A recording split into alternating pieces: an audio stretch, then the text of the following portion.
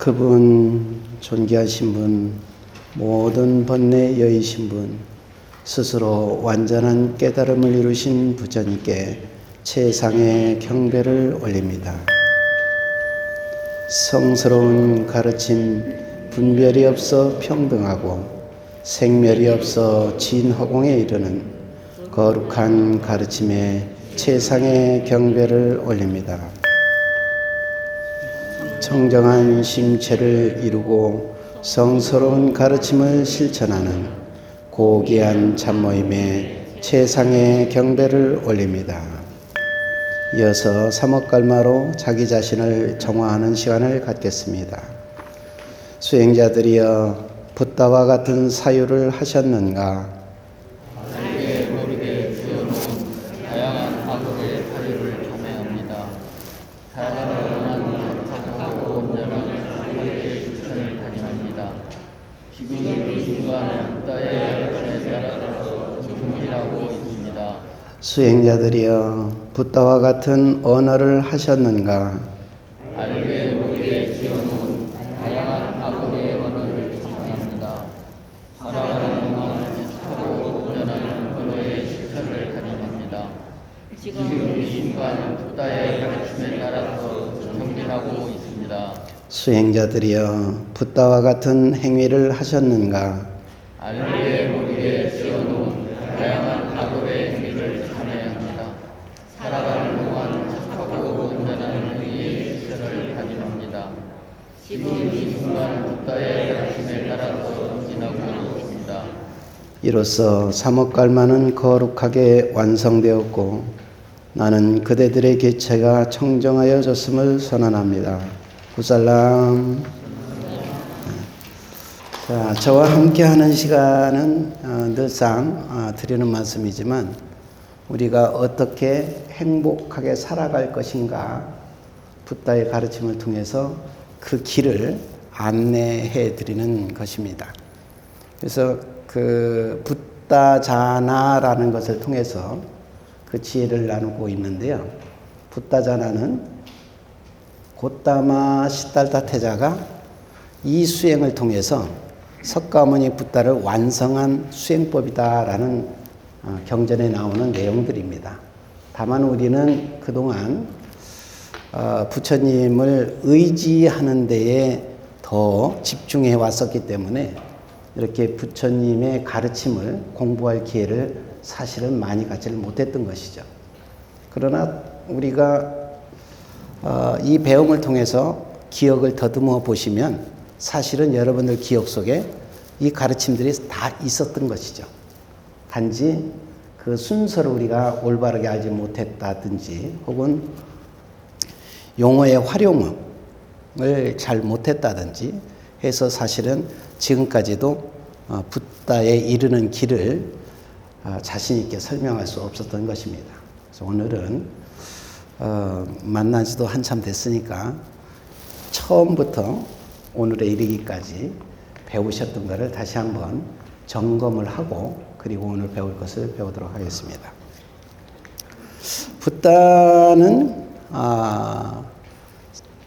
완전한 깨달음, 최상의 행복, 그것을 빠라마 수카라고 하고 그것을 도달한 사람을 붓다라는 칭호를 사용하도록 했습니다.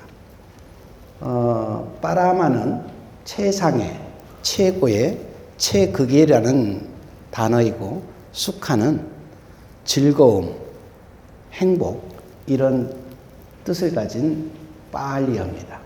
그래서 이것이 중국으로 건너오면서 번역하는 과정에서 최상의, 최고에 해당되는 글자를 찾아보니까 극할 극자, 더할 나위 없는 최고의 자리, 그것을 표현하는 한자가 극할 극자였었고 즐거움, 행복을 뜻하는 글자가 즐거울 낙자였습니다. 그래서 그 두 가지를 합치니까 뭐가 돼요? 극락이 되었던 겁니다. 그 극락은 상당히 좋은 글이고 붓다가 도달해서 살고 있는 정토, 가장 깨끗한 공간이고 그 자리에 반드시 우리가 도달해야만 하는 것인데 어느 때부턴가 이 불교 속에서 신불신앙, 그러니까 부처님을 신격화하는 과정에서 그것은 현세에 존재하지 않고 미래세, 죽은 뒤에 우리가 갈 수 있는 공간이 아닌가라는 생각으로 전환이 되어버렸습니다. 그러다 보니까 많은 분들이 천도제를 통해서, 칠칠제를 통해서 갈 수 있는 곳, 이렇게 인식이 돼버렸죠. 그러나 붓다의 가르침은 그런 가르침이 아니고 살아있을 때 극락을 경험해야만 한다. 이 붓다전을 통해서 우리가 부처가 되고자 하는 그런 노력 그 자체가 사실은 그러한 정토의 삶을 살기 위한 방법을 배우는 것입니다. 그래서 우리가 그 부분을 잘 기억하시고 출발을 해야 이 공부가 어렵게 느껴지지 않고 흥미를 갖출 수 있게 됩니다. 그 붓다자나에서 붓다는 극락에 도달하는, 파라마수카에 도달하는 그 과정에 커다란 금고 7개를 마련해 놨어요. 그 금고 7개를 다 열고 들어가야 파라마수카, 극락을 만날 수가 있습니다. 극락을 경험할 수가 있습니다. 그 첫 번째 금고를 우리가 지금 열어가고 있는 과정에 있죠.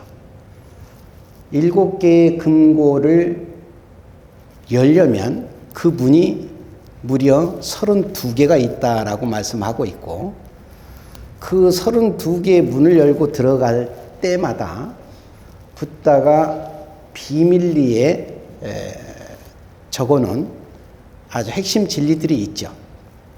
그게 무려 141가지가 된다고 합니다.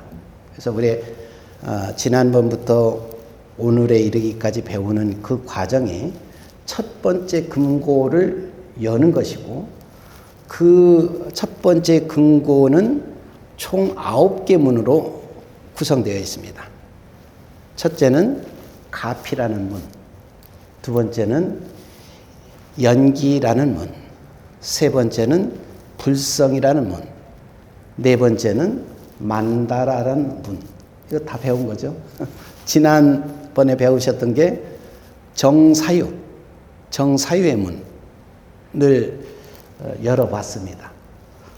그 각각의 문 안에 들어갈 때마다 우리는 붓다가 숨겨놓으신 시크릿 노트, 비밀 노트를 열어봤어요.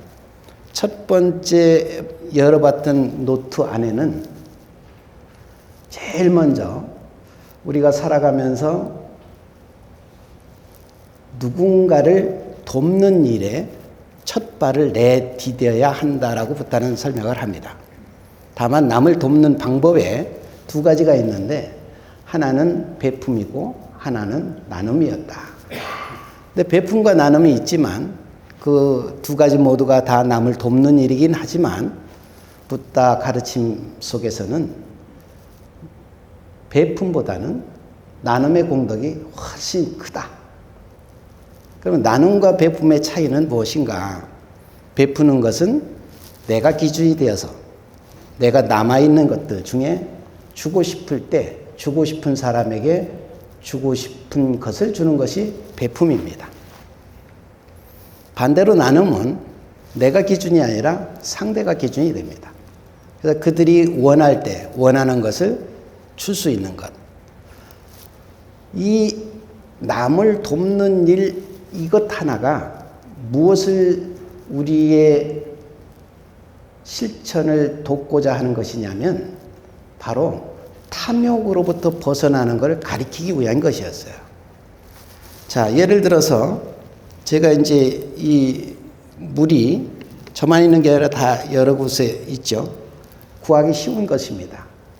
이것을 누가 물 좀 하나 주세요라고 했을 때 주는 것은 쉬울까요? 어려울까요? 예? 예, 그렇죠. 왜? 구하기가 쉬우니까. 그런데 여기 있는 이 은부처님은 세상에 하나밖에 존재하지 않는 거예요.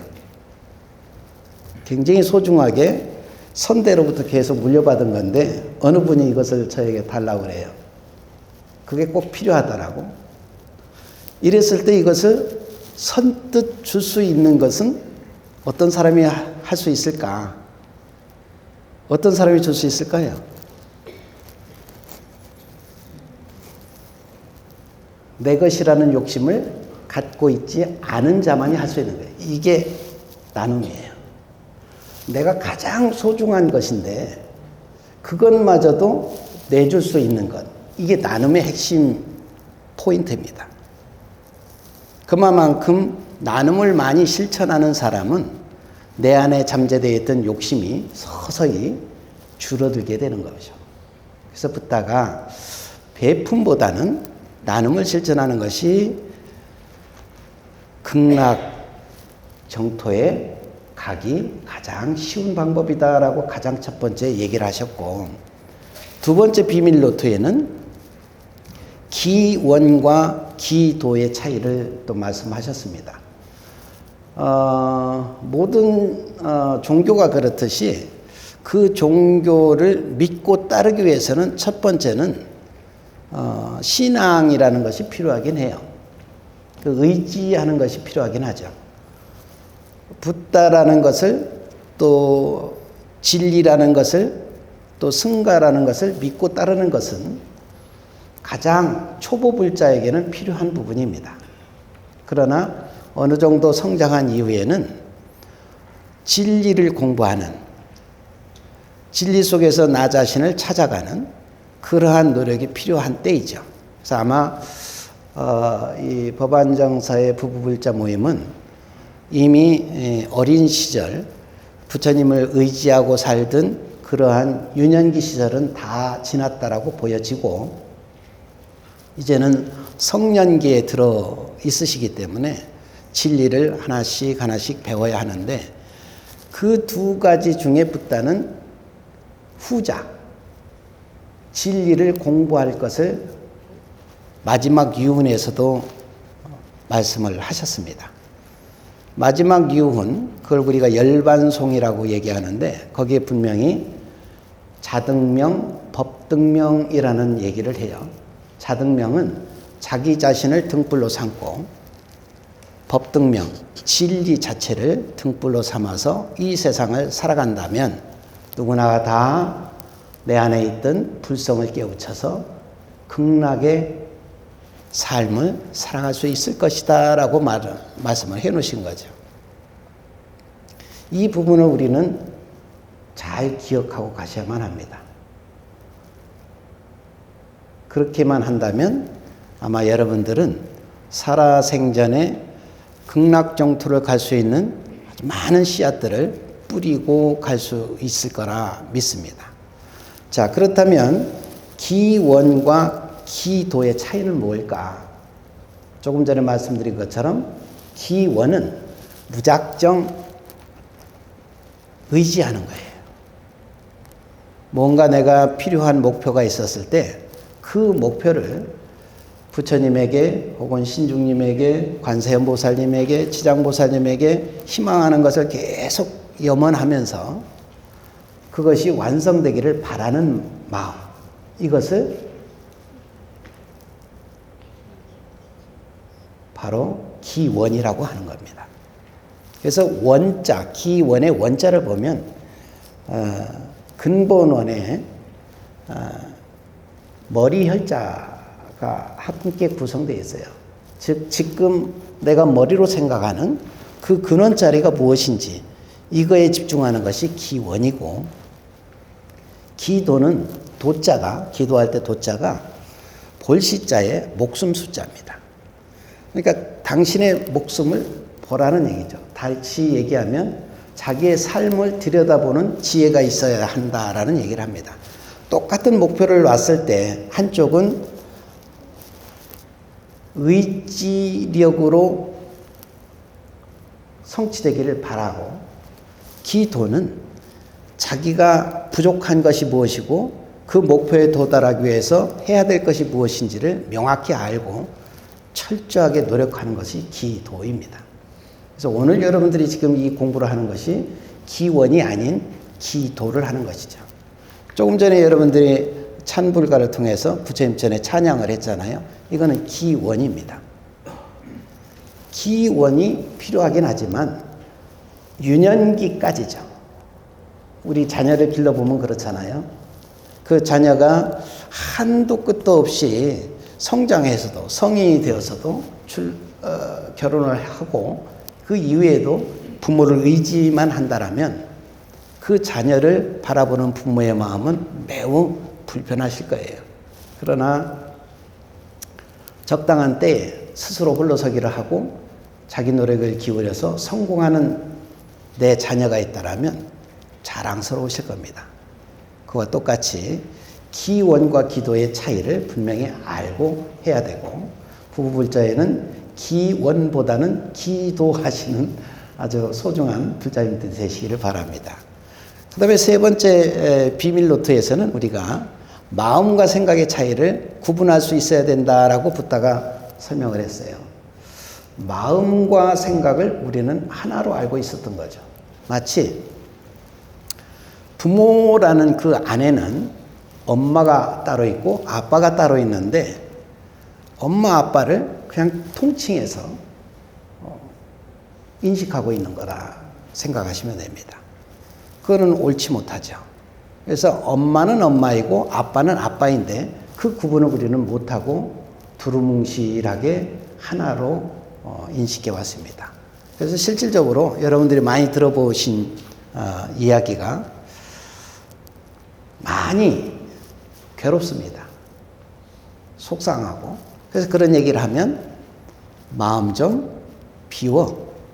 마음을 내려놔. 이런 얘기들을 많이 들으셨을 거예요. 그 언어 자체에 모순성이 큽니다.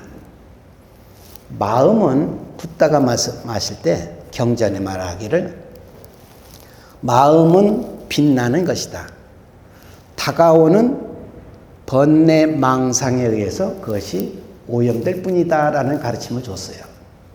마음과 생각이 다르다고 분명히 얘기를 하셨거든요. 여러분들 혹시 불성이 무엇인지 아시죠? 불성.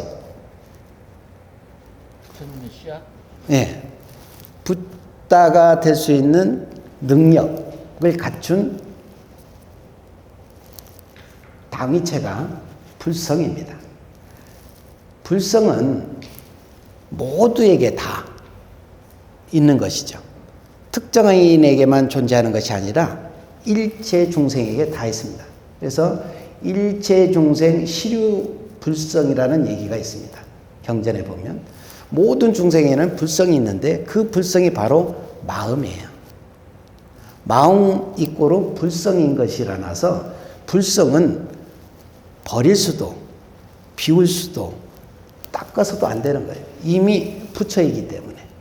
다만 그것이 우리 안에 존재하는데 우리는 그걸 잘 알지 못하고 발견하기가 어렵죠. 그것을 발견하기 위해서 우리는 수행이라는 것, 이 불교 공부를 하게 되는 것이고 그것을 잘 겉으로 묘사해 놓은 것이 비로자나불의 수인입니다. 비로자나불 수인이 뭐죠? 직원인인데 직원인을 잘 보시면 왼쪽 검지 손가락을 오른쪽 5손가락에 다 감싸고 있어요.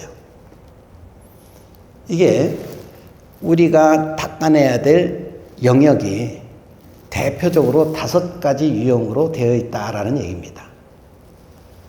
첫 번째는 오장애. 5가지 장애 때문에 우리가 이 안에 있는 것을 발견하지 못해요. 그것을 하나씩 하나씩 열어라. 탐욕. 두 번째 악의. 나쁜 생각을 하는 거죠. 그 다음에 해태와 혼침, 게으름. 그 다음에 흥분과 회한, 승질내는 거. 그 다음에 회의적 의심. 이 5가지를 다 없앴을 때 이 안에 있는 이 부처, 불성을 우리를 발견할 수 있는 겁니다. 그래서 붓다는 이 5가지를 다 완성하도록 우리에게 지혜를 나누어 주셨는데도 불구하고 우리는 이 자체가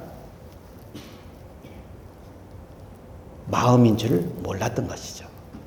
생각과 마음은 엄청난 차이가 있다. 생각은 중생의 머릿속에 있는 모든 것이 생각이라고 한다면 마음은 붓다 그 자체, 불성, 진리 그 당체다라고 꼭 생각을 하셔야만 합니다. 그 다음에 진리와 사실을 또 우리가 구분하지 못했습니다. 이 세상에 있는 모든 것을 다 말할 때 붓다의 가르침 외의 것들은 다 사실은 시방세계에 존재하는 허물이 많은 것들이에요. 그래서 그것을 우리가 방편이란 얘기로 표현하기도 합니다만 우리 스스로가 그것을 구분할 줄 모르니까 하나인 것이냐 얘기를 합니다. 여러분들이 무엇인가 자기 것을 주장하고자 할 때 가장 많이 쓰는 말이 어떤 말일까요?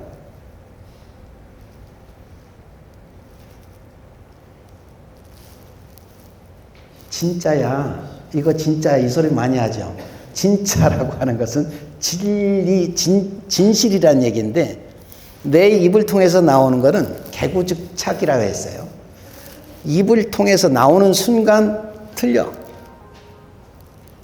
붓다의 가르침 외에는 진리 외에는 우리가 다 자기 생각이 플러스되어 있습니다. 그것은 변화될 수밖에 없는 상황인데도 불구하고 우리는 늘 자기가 말하는 것은 다 진실이라는 얘기를 활용을 합니다. 그러다 보니까 진짜 진리와 일반 중생이 스스로 자기 생각을 덧칠해서 놓은 것, 그 자체를 구분하지 못하게 된 것이죠. 여러분들이 이제는 그러한 구분점을 분명히 좀 갖고 하셔야 되고, 그 다음에 이제 8정도 중에 우리는 그동안 8정도의 그 순서를 정견을 가장 먼저 닦아야 되는 것이냐 인식해 왔어요. 그러나 붓다는 위방가 숫다, 분별의 경이란 경에서 가장 먼저 닦아야 될 게 사유다, 정사유다라고 얘기를 해요. 그 이유인 즉슨 우리 중생이 항상 유전윤회, 계속 윤회할 수밖에 없는 근원 자리에 무엇이 있는가 하면은 어리석은, 지혜롭지 못함, 그것을 문명이라고 얘기합니다. 빨리어로는 아찌와라고 얘기하는데 그 무명이 발생할 수밖에 없는 이유가 있어요. 그것을 근본이라고 우리가 보는데 그 근본에는 탐진치라는 삼독이 존재합니다. 위방가 수타에는 놀랍게도 어떤 생각이 가장 올바른 생각일까 정사유를 우리가 여쭤보면 많은 분들이 한자 그대로를 인식하시고 설명을 합니다. 올바른 사유 이렇게만 답을 하는 거예요.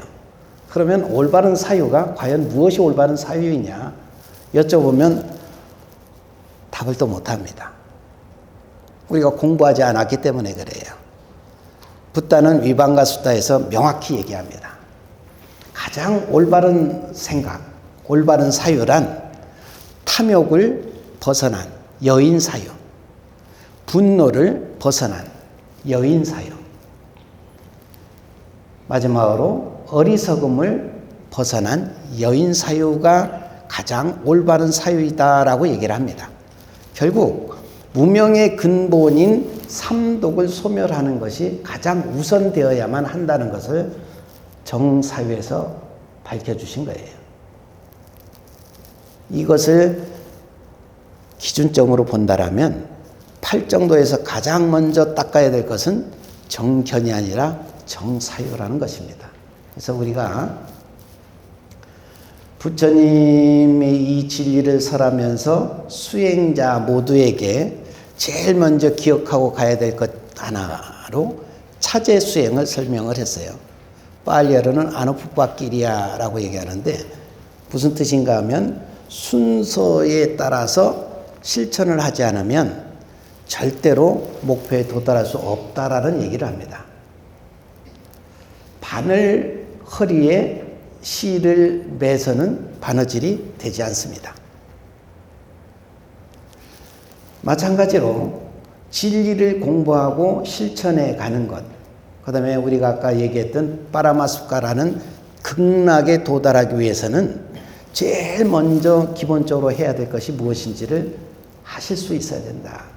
늘상 제가 드리는 말씀이지만 법왕정사를 오기 위해서 여러분들이 주석처에서 제일 먼저 내가 머무는 곳에서 문을 열고 나오는 것이 첫 번째입니다. 그 문을 열지 않고는 법왕정사에 절대로 오실 수가 없어요.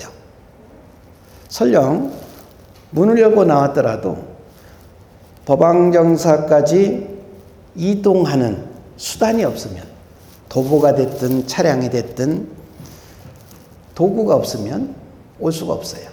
왔다 하더라도 스스로 계단을 또 엘리베이터를 통해서 이 법당에 오기 전까지는 이 진리를 만날 수가 없습니다. 이런 것처럼 먼저 해야 될 것을 분명히 알고 그것을 실천할 줄 아는 습관을 가져야 된다라고 얘기를 하시거든요. 바로 그것을 우리가 놓쳐왔던 겁니다. 그래서 팔정도 수행에서도 정사유가 제일 먼저다라는 걸 꼭 기억하시 바라고, 두 번째가 생각이 겉으로 표현되는 것. 이것이 언어예요. 그래서 오늘은 언어가 얼마나 소중한 것이고 그 올바른 언어는 어떤 것들을 올바른 언어라고 붙다는 설명하고 있는지 오늘 그것을 여러분들과 함께 지혜를 나누고자 합니다.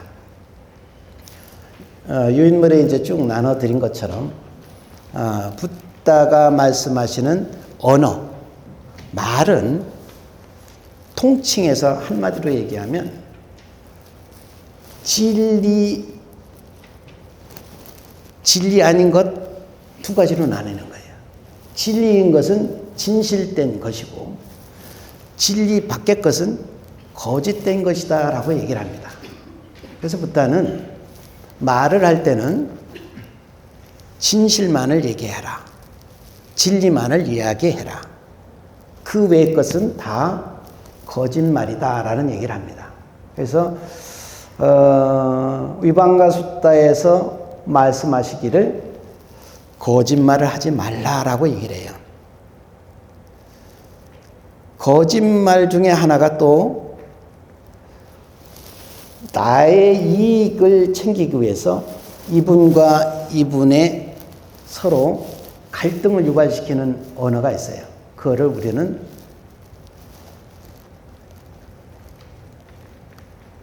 뭐라고 할까요? 이간어, 양설이라고 얘기해요. 한마디로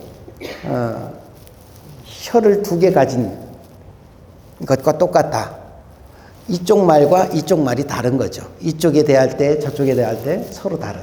이것도 결국은 거짓말이다라고 얘기합니다. 세 번째로는 욕설. 욕설이 왜 거짓말일까요?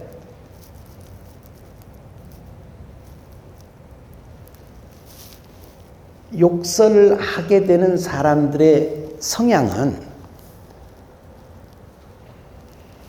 자기가 갖고 있었던 주장이 관철되지 않을 때, 자기 말을 잘 믿어주지 않을 때, 자기 주장을 지속적으로 발표했는데도 불구하고 상대가 인정하려 하지 않을 때 드러나는 것이 분노이고, 분노가 치솟아 나면 험한 말이 나옵니다. 결국은 거짓말도 이간질도 욕설도 그 근본에는 탐욕이라는 것이 가득 차 있는 거예요. 무엇인가를 내가 자기의 이롭게 만들기 위해서 남을 속이는 말이 거짓말이잖아요. 그게 또 양쪽에 서로 다른 것을 얻어내기 위해서 다른 말을 하는 것을 이간어라고 하고, 자기 주장을 관철시키기 위해서 강한 표현을 하는 것이 욕설이고, 네 번째 마지막적으로는 아첨어. 내가 이것을 이분이 정말 싫어. 그러나 내가 그분 밑에 가야 뭔가 얻을 것이 있다라고 믿었을 때 그 탐욕의 마음 때문에 자기 자신이 그분 앞에 읍소를 합니다. 납작 엎드리죠. 그러면서 상대가 나쁜데도 불구하고 훌륭한 분인 것처럼 묘사를 하는 것. 이거를 아첨어라고 해요. 이렇게 이간어나 욕설이나 아첨어는 모두가 다 거짓말이다. 그런 거짓말을 하지 않고 사는 방법은 부처님의 경전에 나온 얘기만 할 수 있어야 한다. 그러려면 경전을 계속 잘 보셔야만 합니다. 다만 경전 속에는 놀랍게도 진리인 것과 진리 아닌 것이 또 섞여 있어요. 쉽게 얘기하면 중생을 이 진리의 세계로 이끌기 위한 수단으로, 아까 기원과 기도에서 우리가 배웠듯이 의지심을 키워주기 위한 수단으로 하얀 거짓말을 해놨습니다. 그것을 우리가 방편이라고 얘기해요. 그 방편을 진리로 받아들여서는 안 되고, 그 방편과 진리를 구분할 수 있는 눈을 갖지 않으면 안 됩니다. 여러분 천수경 좋아하시죠? 천수경은 우리 한국의 관음 사상과 함께 두루 널리 퍼져 있고, 어느 법회든 천수경을 하지 않는 것이 없습니다. 그런데 그 안에는 진리와 방편이 담겨 있어요. 어떤 게 방편일까요? 진리와 방편을 구분하는 가장 간단한 방법이 있습니다.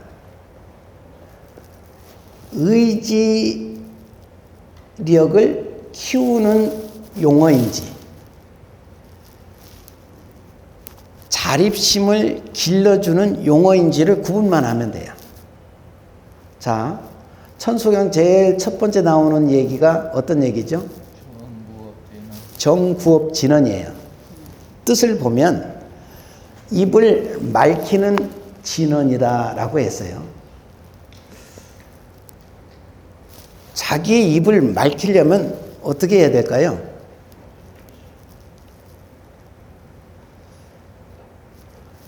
조금 전에 말씀드렸던 거짓말을 안 하는 것이 입이 깨끗해지는 거예요. 붓다의 가르침만을 말하는 것이 입이 맑아진 거예요. 그런데 그거는 안 하고 정구업진은 한번 하면 입이 깨끗이 양치한 것처럼 깨끗해진대요. 방편일까요? 진리일까요?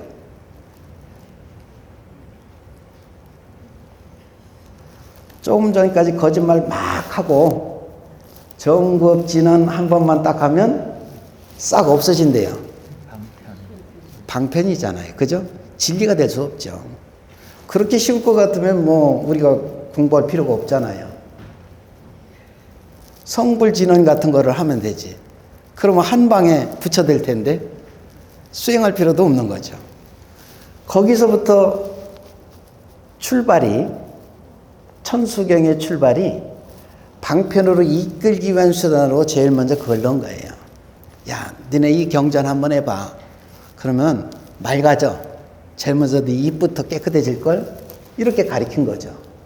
사실은 하얀 거짓말입니다.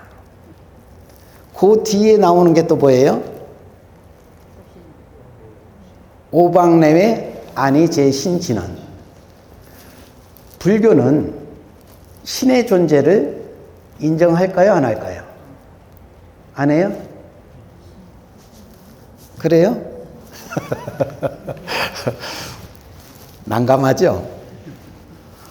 아니자니 그동안 믿고 따라온 게 또 억울하기도 하고, 기란이 어디까지 기준을 둬야 될지 또 난감하고. 자, 아까도 말씀드렸다시피 모든 종교 안에는 의지력도 필요하고요. 어느 정도 의지를 해서 굳은 믿음이 생겨서 믿음이 흔들리지 않을 때는 진리를 배우기 시작해야 되는 거예요. 그 두 가지가 다 필요하긴 한데, 붓다는 신이라는 가상의 존재는 인정하지 않으셨어요. 단지 하늘 사람이라는 이야기를 해요. 하늘 사람은 나보다는 좀 더 지혜가 높은 자, 그를 가리켜서 나보다는 높다는 표현으로 하늘 천자를 쓴 거죠. 대화. 빨리어로 대화가 하늘인데 하늘 사람이라는 용어를 썼어요.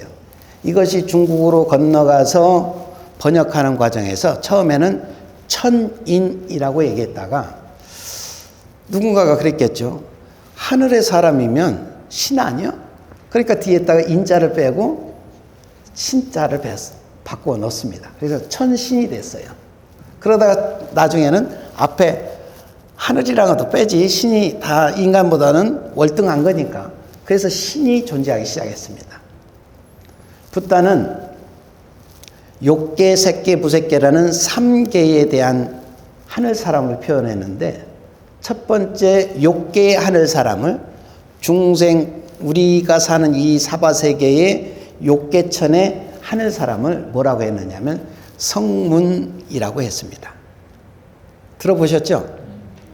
그 다음에 색계천의 하늘 사람, 예, 연각 혹은 아라한. 그 다음에 무색계천의 하늘 사람, 그를 보살이라고 얘기했어요. 결국은 성문, 연각, 보살이라는 존재들은 우리와 똑같은 사람들인데, 붓다가 그랬듯이 가장 그 단계에서 지혜로운 사람들을 지칭하는 언어들이에요. 그래서 그들을 천인, 하늘 사람이라고 얘기했습니다.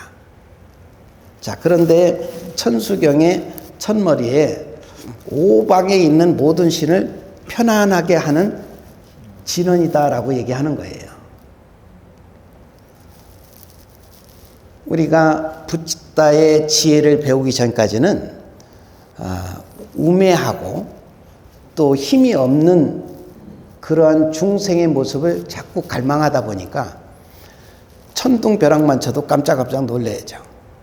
예전에 중국의 그 108고승으로 초대를 받아서 갔을 때 어느 모 스님이 밤에 전화가 왔어요. 그날 따라서 번개가 엄청 치고 내일 행사인데 비바람이 몰아치는 날인데, 그래서 갔더니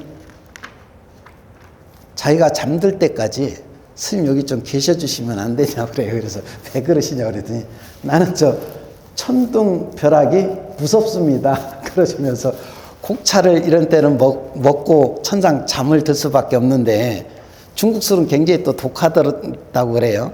그거를 드셔야 되는데 취할 때까지, 그래서 숙면을 취할 때까지는 두려움에 스님을 청했습니다. 그래서 그 주무실 때까지 제가 지켜드리고 왔던 적이 있는데, 그렇듯이 우리는 나약하면 나약한 만큼 아주 작은 자연의 현상에도 깜짝깜짝 놀라게 되죠. 그런 사람들은 오방내 안에 계신 진언을 하면 좋을까요, 나쁠까요? 우선 마음의 안심이 되죠. 그래서 천수경 앞에 마음의 안정을 취하도록 해놓고 나서 부처님의 진리를 설법을 하신 거예요. 이렇게 경전에는 일부분은 방편, 우리를 편안하게 하기 위한 하나의 수단으로 방편이 섞여져 있다. 그런 것을 항상 골라볼 줄 아는 지혜가 이제는 갖춰지셔야만 한다. 천수경을 하지 말라는 게 아니라 알고 하셔야 된다는 얘기예요. 아, 여기는 초보불자 용이구나. 그 뒤에 나오는 가르침은 나를 위한 것이구나. 나는 고급불자니까. 이렇게 스스로를 잘 다듬어 갈 수 있어야만 한다라는 말씀을 드리고 싶어서, 천수경을 예를 들었습니다. 오늘 배운 것의 핵심은 거짓말하지 말자입니다. 거짓말하지 않으려면 붓다의 가르침만을 말해야 하고, 거짓말을 적게 하려면 내 주장을 하기보다는 상대의 이야기를 들을 줄 아는 지혜가 있어야 합니다. 다툼의 씨앗은 각자의 주장을 양보하지 않기 때문에 그래요. 손뼉을 치면 소리가 날까요, 안 날까요? 나죠. 서로 마주쳤기 때문에 그래요. 내 주장이 강하면 또 상대방도 강한 주장을 해오죠. 상대가 어떤 이야기를 하든 또 내가 어떤 이야기를 하든 스스로 누군가 한 사람만 양보를 하고 상대의 이야기를 존중의 마음으로 듣기 시작하면 다툼은 사라집니다. 그래서 붓다가 대화를 할 때 절대로 논쟁하지 말라 해요. 논의를 해야지 논쟁해서는 안 된다. 논쟁의 요건은 조금 전에 말씀드린 대로 자기 주장을 강하게 어필하는 것이 논쟁이에요. 마지막에는 싸우고 나오죠. 그러면서 하는 말이, 그래, 네 팔뚝 굵다. 그거는 상대의 말을 인정한 걸까요? 아니죠. 너하고 싸워봐야 아무런 소득이 없으니까 네 멋대로 사세요. 그런 의미가 담겨져 있잖아요. 그 싸움은 결말이 안 나요. 불편함이 연속이죠. 그렇지만 논의는 상대의 이야기를 듣고 그 좋은 점을 찾아가는 거예요. 서로가 합의를 이루어가는 것이 논의입니다. 그래서 항상 대화를 하실 때는 내 주장을 해봤는데 상대가 내 주장을 받아들이지 않거든 말을 하지 말아야 될까요? 내 주장을 잠시 멈추고 상대의 이야기를 들어야 됩니다. 상대의 이야기를 들을 때 듣기만 해서는 해결이 안 나요. 그 사람의 이야기를 수용하고 받으려는 자세가 필요합니다. 그걸 우리는 공감이라고 얘기합니다. 공감 능력이 없으면 상대의 이야기를 아무리 눈을 똑바로 쳐다보고 말을 다 들어도 자리 털고 일어날 때는 알았어. 뭘? 몰라. 아니, 1시간 동안 내 얘기 들었잖아. 근데 뭔 말인지 모르겠어. 얼마나 무성의합니까? 그죠? 바로 이런 데에서 부부 간의 갈등, 자녀와 부모 간의 격세지감을 느끼는 거예요. 우리가 그런 것을 없애려면 이제는 우리가 상대의 이야기를 듣는 것에 익숙해지자.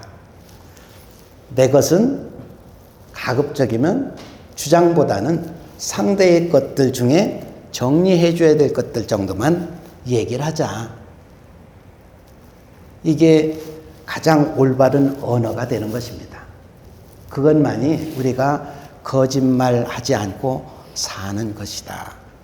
이게 붓다의 가르침이라는 걸 꼭 기억하시기 바랍니다. 아셨죠? 예. 자, 그러면 오늘 배운 것을 다시 한번 잘 여러분들이 기억 속에 담으시면서 제일 중요한 것은 나는 과연 거짓말을 밥 먹듯이 했나? 아니면 그래도 나는 진실을 얘기하고 살았나? 이것을 살펴보셔야만 합니다. 그래서 자기 내면에 자기 자신을 들여다보는 시간을, 이 명상 시간을 통해서 가져보시기 바랍니다. 이제부터 명상을 해보도록 하겠습니다. 허리는 곧게 세우시는 게 좋고요. 눈은 지그시 감는 것이 집중에 도움이 됩니다. 오늘 이 시간에 하실 명상은 나는 과연 살아가면서 얼마나 많은 거짓말을 하고 살았는가 했다라면 참여를 해야 되겠죠. 그 앞으로는 거짓말을 하지 않기 위해서 붓다의 가르침처럼 상대의 이야기를 더 많이 들어주는 때가 되자. 그리고 공감하는 능력을 키워보자. 거룩하신 부처님, 저희들이 지난날 욕심과 성냉과 어리석음으로 갈 길을 몰라 헤매었나이다. 이제 거룩한 근본 가르침에 귀의하오니 이 공덕으로 업보의 무거운 짐을 벗고 해탈의 밝은 빛을 찾아 자비의 품에 들게 하소서. 저희가 어둠 속에 방황할 때 열애의 빛을 만나게 하시고 시련으로 고통당할 때 열애의 손을 잡게 하시며 불화로 반목할 때 열애의 미소를 보게 하시고 나태와 좌절에 빠져 허덕일 때 열애의 두타행을 배우게 하소서. 지금까지 배우고 익힌 붓다자나의 지혜와 공덕을 남김없이 회양하오니 가족들의 가슴 속에 간절히 원하는 일들이 모두 다 이루어지게 하옵고 멀리 있거나 가까이 있거나 모든 생명 모든 사람들이 행복하고 평화롭도록 가피 내려 주시옵소서. 마하반야 바라밀. 고맙습니다. 늘 행복하시기 바랍니다.